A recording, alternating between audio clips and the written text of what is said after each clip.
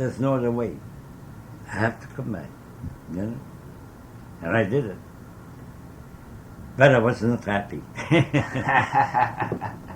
And sometimes you're happy, but you said every day you think about... Yeah, because it comes back to me, and it comes back to me because I'm still not convinced. I have something to do here which will be good, which will add some value. And as long as I have this idea in my mind, so there will be always the possibility to commit suicide. You already did things of value. Do you see that?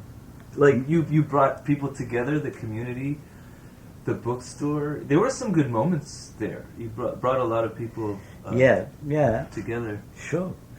And I talked about it afterwards with people who knew you and who still know you. And maybe that's why you came back. Because they were a little bit disturbed. They were upset about the bookstore being shut down. A lot of people were around here. I know. But you were ready. You said, or you didn't say on this, but you said before you were ready. You were finished with the bookstore anyway. It was getting too much for you. Yeah. I was at the end. In fact, I unconsciously, I create the situation. To end it up. Because it was too much for me. I was tired, I want to go. I tried to sell the bookstore to some other people, you know. I invite other people, I say, look at it, tell me what you would like to give and so forth. So I tried to make a transition, but it didn't work. It didn't work. Like I did it with the club. You know, my club. The handball club? Yeah, in the 70s. I make sure whatever the team there was on the senior, I'll make sure everybody has a coach and everything. So I did it, and look, 40 years later, it's still there. And I'm going back to see. Because I like to bring something back. Maybe like my last gift. It's called Airborne Game. And it is a way of playing sport that basketball, for example, have it. You know, when the guy shoot the ball like this, and there's one guy who jump, take the ball and that's airborne. You don't wait on the ground to have to get the ball and then maybe score.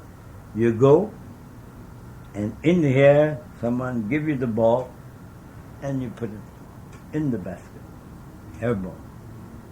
And I want to get this concept in my club, because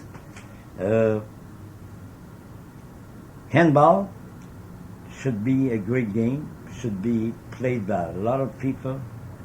It's natural, it's good, it's a good sport, doesn't cost you a lot of money, very simple, basic, and what you do in handball, you run, you jump, you shoot. These are the three basic of track and field, right? And handball give you that, but with a team and against a team, it's great. It's a great feeling, man. So you are bringing good feelings and good humor. It's funny, the people that are most depressed a lot of the time, who are affected by the world, the heaviest, they seem to bring the most joy into the world. But yet in their private moments, we can be very sad. I don't like to say the word sad, but yeah, I think sad. I think sad is the word. Yeah.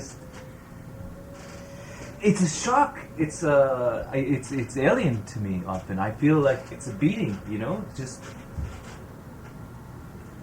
it's foreign to me, and I don't understand what did I do to end up in this system with rent and just other people's feelings also can be too much. Just the oppressiveness of their thoughts, energy, yeah, vibration. Can they? This is just a theory. Maybe you don't know. Maybe you don't have the answer. But can they win on the other side? Do you think that you can die and then become victim to these forces? If you die in a bad way, then sure. You're trapped in the forces. Because the law of attraction, works here, and it works also after we die. So the law of attraction is that what you attract to. Did you call it before? You called it affinity. Is it the same? That's the thing. No. It's only a force inside ourselves that attract us for certain things instead of other. You could choose anything, but you choose this and this and this because it fits with you. It's an affinity with you, with what you believe, what you think, what you are. So you will get this. It's a law, like gravity, okay? Heaviness is a law. It not only physical, but psychological way. When you feel sad, okay? When you feel sad, do you notice you like heavy? It's like, Yeah. I don't feel light. No, but that's the way. Is that the law of affinity is the main law. It's what attracts you. Why you want to be here instead of be there or whatever. But you want to be here, that way. The other side was so it's affinity.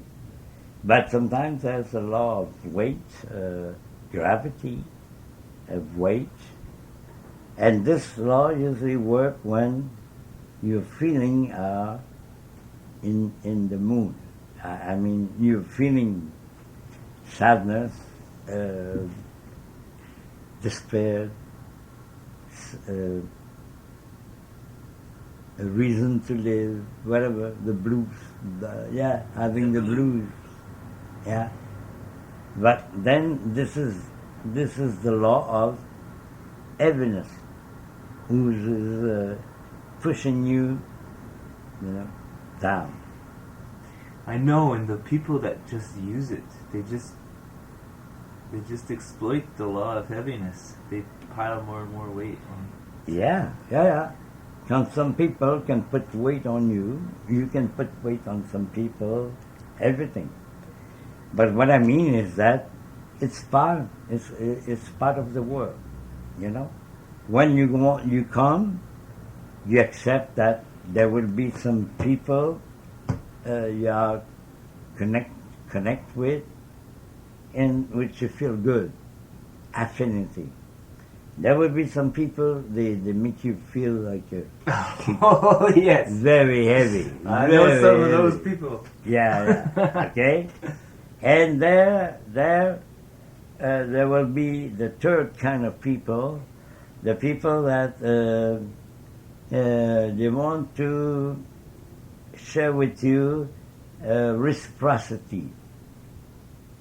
What is that? Reciprocity is when you live things, okay? You live things, and then you met someone, and you don't know this person, but this person seems to know you too, and then he comes with you, and he provides on you certain living, certain form of living, and these living can be very good, or also sometimes can be very bad. And why is this? Is because of the karma. So reciprocity is the karma. You understand? What you do is what you're going to get. What you do is what you're going to get. Okay? And so sometimes you meet people, maybe they look bad, they look bad at you, or they try to make you feel, sad, whatever. And some of these people, they can be karma people from your past. And some they will do everything to make you happy and good. Where are they? Aha! I'm here. Oh, yes! But did you ever think, I often think this, I don't like to think about karma, because often with what I experience in this life, it makes me think, what did I do? What did I do to deserve this? What did I do wrong? Yeah. How did I welcome this into my life? Yeah. But for that, Tony, you should look at yourself, really, okay? And instead of asking, what did I do wrong? Why don't you ask simply the question, I don't know what I'm living here. I don't understand. Can you help me? Can you give me some tips to see that my life works as a meaning, as something? Otherwise, why should I still be here? And if you ask this question, instead of asking, what did I do wrong? If you ask this question, the answer will be much more interesting for you. You know? Because you stop criticizing you, putting yourself down, saying, what did I do wrong? Maybe you didn't do anything wrong. Maybe. But for sure, I think if you ask the real question, what do I do here? How is my life important in this world to do something? Why? Why is my life important? If it's not, why don't I go out, I commit suicide, I leave? I wish. But if it's not, what will be the reason for me to keep going on? It's always like this. Yeah. It's like I find a reason. I find a reason for a week or a few days, and it's great. And then everything just goes back down again, and then suddenly I have another reason to live, or whatever you want to call it. And then this goes away, and then this constant up and down is it's exhausting. But that's why I think you reach a point where I think you're allowed to, when you feel alone, quiet, ask yourself, ask your universe, why, what I am doing here, why I'm still alive, why ask simply the question. And then wait, don't expect a direct answer, but wait a couple of days.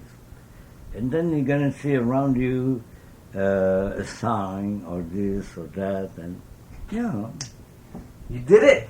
That's so another reason. So you're going to have your answer. Yeah. So there's another reason why you're here, to have said that. Well, that's part of my work, I think. Because I really want, because myself, I went also the same dilemma you did, the question, and and the misery and the trouble and this and that and that. You say, what the fuck, you know? And sometimes you're happy, but you're happy for a few.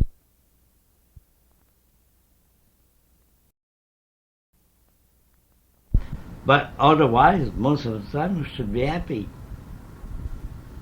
So the question is, what prevents me to be happy? And I'm pretty sure the answer is in the way you see life. Because you could be happy more than that, even if you don't have that much money or whatever, but you should be more happy because you have freedom that a lot of people don't. So that should be one good reason for you to be happy. It's funny because you just. Well, what was this? Less than 1 year ago, you were on the other side. You know, you had your experience. No, This was just a few months ago. Yeah. Because my whole life is so close to the other side. I'm living so close to to the veil. You're all like you're. How do you say that? Out of phase? No, you're on the rope. You're walking on the rope. The tightrope. Yeah. Yeah. Something like that.